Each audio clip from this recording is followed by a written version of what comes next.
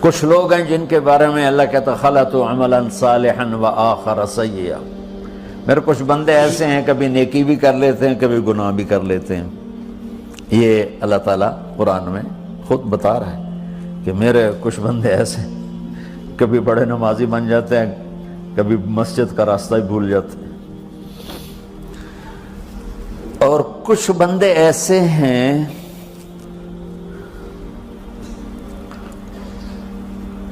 جنہوں نے جب سے آنکھ کھولی ہے اس دن سے لے کر آج تک ایک کام اللہ کو راضی کرنے والا نہیں کیا۔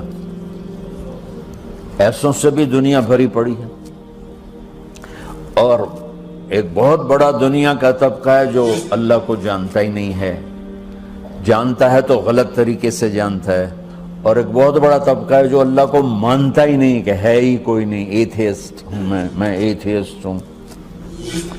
تو میرے بھائیوں، میں اللہ کی قسم کھا کے کہہ رہا ہوں کہ کس محبت سے اللہ نے ان لوگوں کو پکارا ہے، کاش میں آپ کو اس کی وضاحت کر سکوں۔ یا عبادی الذین اسرفوا علی انفسہم،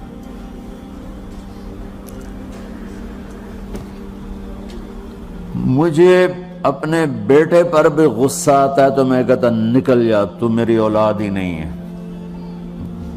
میں دین سیکھنے جانا چاہتا تھا، میرے والد رحمۃ اللہ علیہ مجھے ڈاکٹر بنانا چاہتے تھے، میں اس سے بہتر راستہ اختیار کر رہا تھا، لیکن میرے باپ کی مرضی نہیں تھی، تو انہوں نے مجھے فرمایا جی تو مولوی بننا ہے تو میرے گھر ہی چوں نکل جا۔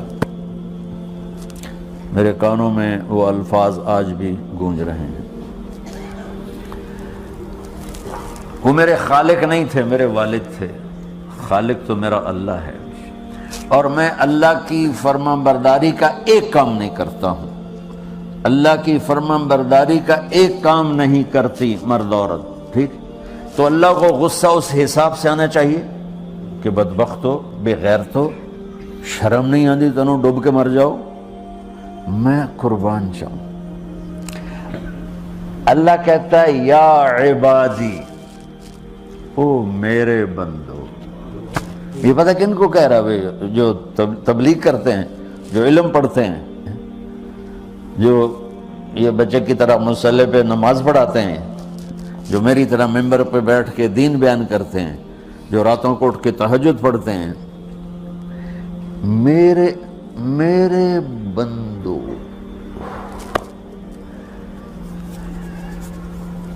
آپ نے دیکھا وہ شہد ایک دھار بناتا ہے، ٹپکتا ہوا نیچے آتا ہے نا۔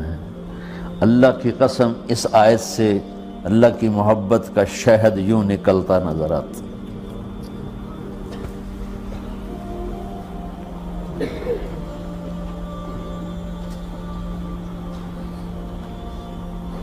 یا عبادی، اللہ کو کہنا تھا اوے نافرمانو، کہنا یہ چاہیے تھا جو آگے لفظ میں بتاؤں گا نا، پھر آپ کو خود بخود میری بات واضح ہو جائے گی۔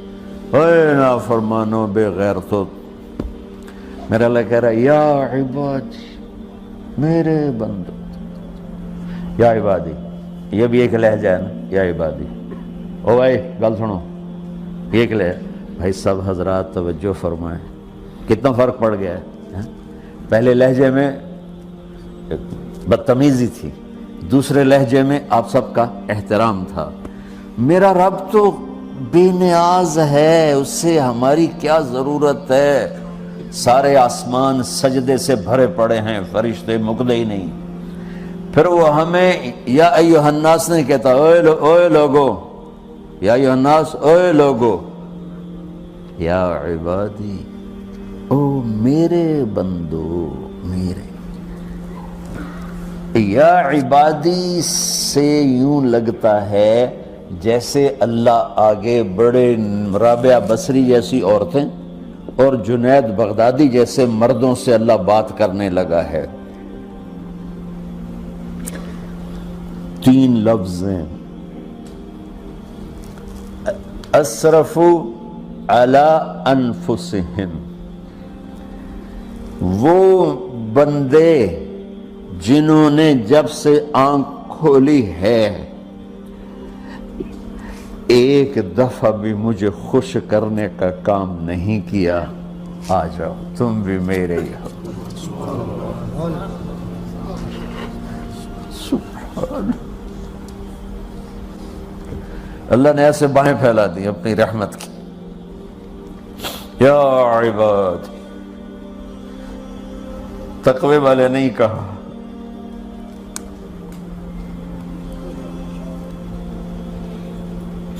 روزے والے نہیں کہا، پردے والی عورتوں کو نہیں کہا، حلال کمانے والے، تہجد پڑھنے والے، علم پڑھنے والے۔ علا علا علا کا مطلب یہاں بہت طاقتور ہے، عربی کے حرفوں کا بھی مطلب ہوتا ہے۔ علا کا یہاں مطلب ہے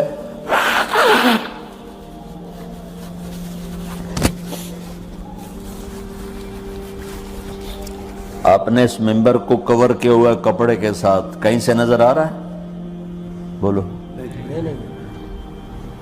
کہیں سے نظر آ رہا ہے؟ اس کو علا کہتے ہیں۔ اللہ کیا کہہ رہا ہے کہ جنہوں نے اتنے گناہ کیے ہیں کہ ان کا جسم گناہوں میں ڈوب گیا ہے، وہ نظر ہی نہیں آتا ہے، صرف اوپر گناہ ہی گناہ نظر آ رہا ہے، نافرمانیاں نظر آ رہی ہیں، ان کا اپنا وجود اس میں نظر ہی نہیں آ رہا۔ اللہ کہہ رہا ہے یا عبادی، اور تسی بھی میرے ہی ہو، آ جاؤ آ جاؤ۔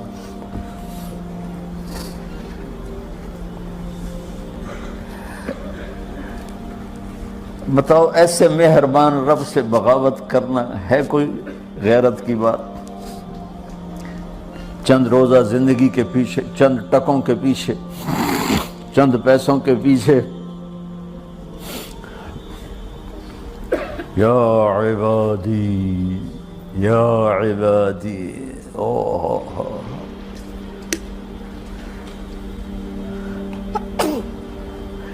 ایک اور حدیث آپ کی برکت سے یاد آئی بڑے زمانے کے بعد، اور وہ بھی یاد آ گئی، بیچ والا سناؤں گا بعد میں۔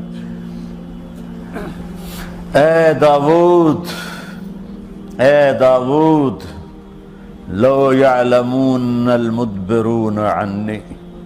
داؤد علیہ السلام، اگر ان میرے نافرمانوں کو پتہ چل جائے نا میں ان سے کتنا پیار کرتا ہوں، ان کے کلیجے پھٹ جائیں۔ اگر ان نافرمانوں کو پتہ چل جائے کہ میں ان سے کتنا پیار کرتا ہوں، ان کے کلیجے پھٹ جائیں۔ داؤد جب نافرمانوں سے اتنا پیار کرتا ہوں تو فرمان برداروں سے کتنا کرتا ہوں۔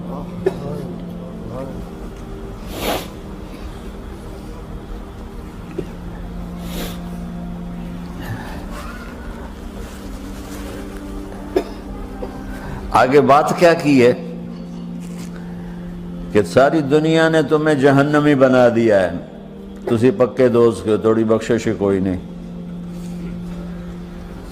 لیکن میں تمہارا رب جس کی تم نے زندگی میں ایک دفعہ بھی نہیں مانی، میں تمہیں خوشخبری دے رہا ہوں، لا تقنطوا من رحمت اللہ، میری رحمت سے نا امید نہ ہونا، میرے در پہ آ جانا۔